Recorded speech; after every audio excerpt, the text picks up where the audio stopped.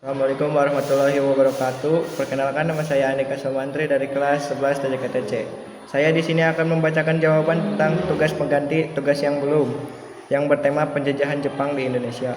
Soal pertama, mengapa Jepang dapat dengan cepat menguasai wilayah Indonesia yang sebelumnya dikuasai Belanda? Jelaskan faktor-faktor pendukung.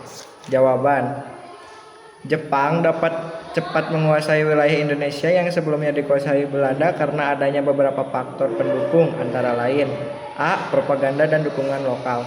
Jepang menggunakan propaganda untuk menarik simpati rakyat Indonesia dan menyatakan diri sebagai saudara tua dan akan membebaskan Indonesia dari jajahan Belanda. B. Keadaan Belanda yang melemah.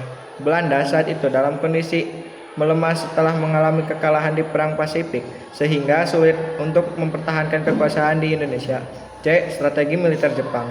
Jepang memiliki perencanaan yang matang dan strategi militer yang efektif, sehingga dapat dengan cepat menguasai wilayah Indonesia. D. Momen sejarah yang tepat.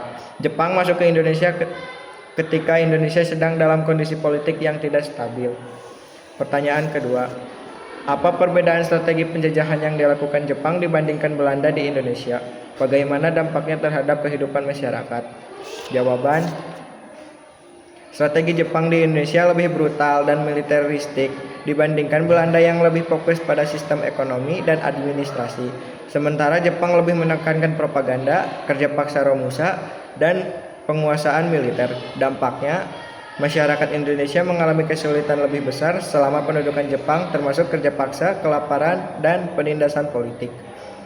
Soal ketiga, bagaimana propaganda saudara tua yang digunakan Jepang memengaruhi pandangan masyarakat Indonesia saat awal kedatangan mereka? Apa strategi ini berhasil? Mengapa? Jawaban: propaganda saudara tua yang dikampanyekan Jepang di awal kedatangan mereka memengaruhi masyarakat Indonesia dengan menciptakan kesan bahwa Jepang adalah sekutu yang akan membantu membebaskan Indonesia dari penjajahan Belanda. Soal keempat, jelaskan bagaimana kebijakan kerja paksa Romusa memengaruhi kondisi sosial dan ekonomi masyarakat Indonesia pada masa penjajahan Jepang.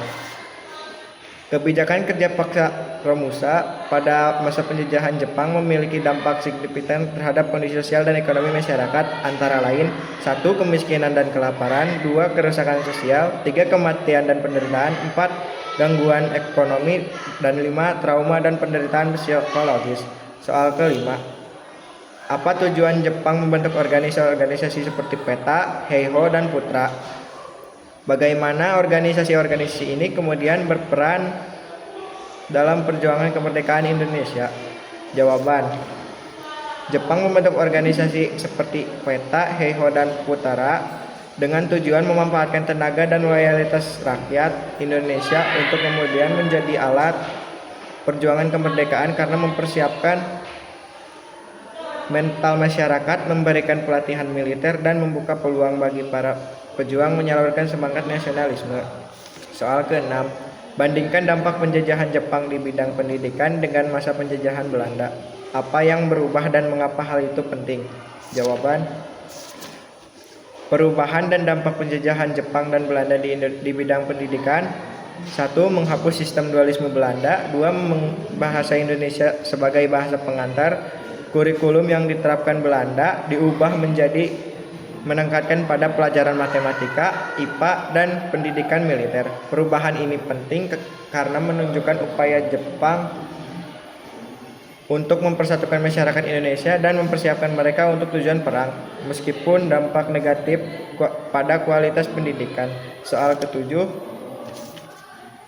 bagaimana reaksi masyarakat Indonesia terhadap kebijakan militerisasi yang diterapkan Jepang? Apa bentuk perlawanan yang muncul? Jawaban: reaksi masyarakat Indonesia terhadap kebijakan militerisasi Jepang sangat beragam, dari sikap kooperatif hingga perlawanan terbuka. Bentuk perlawanan yang muncul mencakup pemberontakan bersenjata, gerakan bawah tanah, dan penolakan terhadap kebijakan tertentu Jepang. Soal ke-8, menurutmu, apakah penderitaan rakyat Indonesia selama masa pendudukan Jepang menjadi pemicu penting bagi masyarakat kemerdekaan? Jelaskan pendapatmu dengan alasan yang logis. Jawaban: ya, Penderitaan yang dialami rakyat Indonesia selama pendudukan Jepang menjadi pemicu yang sangat penting bagi masyarakat bagi semangat kemerdekaan. Penderitaan yang dialami baik fisik maupun logis alasannya: 1. Penindasan dan eksploitasi. 2. Kekuatan persatuan. 3. Peningkatan kesadaran nasional. 4. Pengalaman perlawanan. Dan 5. Momentum kemerdekaan. Soal ke-9. Bagaimana tokoh-tokoh nasional memanfaatkan situasi penjajahan Jepang untuk mempersiapkan kemerdekaan Indonesia? Berikan contoh konkretnya. Jawaban: tokoh-tokoh nasional di Indonesia memanfaatkan pendudukan Jepang dengan melakukan taktik kooperatif, memanfaatkan organisasi bentukan Jepang, dan melakukan gerakan bawah tanah untuk mempersiapkan kemerdekaan. Berikut contoh konkretnya. 1. Pemanfaatan organisasi bentukan Jepang meliputi: A. Pusat Tenaga Rakyat atau PUTRA. 2. Badan Penyelidik Usaha-Usaha Kemerdekaan Indonesia atau BPUPKI. 2. Taktik kooperatif meliputi: A. Menjalin kerjasama dengan Jepang. B. Menanamkan nasionalisme di tengah keterbatasan. 3. Gerakan bawah tanah meliputi: A. Perlawanan diam-diam di Blitar, Aceh, dan Kalimantan. B. Gerakan bawah tanah di berbagai organisasi. Soal ke-10. Jika kamu hidup pada masa penjajahan Jepang, langkah-langkah apa yang kamu ambil untuk turut serta dalam perjuangan bangsa? Jelaskan alasan dan strategi yang kamu pilih. Bergabung dengan perlawanan Jepang dan menolak bekerja sama dengan Jepang. Karena banyak orang Indonesia yang bergabung dengan perlawanan bawah tanah untuk mengalahkan Jepang dan ingin segera memerdekakan Indonesia dan terbebas dari penjajahan Jepang yang brutal dan juga merugikan rakyat Indonesia. Sekian pembacaan jawaban dari saya. Mohon maaf bila ada salah. Wassalamualaikum warahmatullahi wabarakatuh.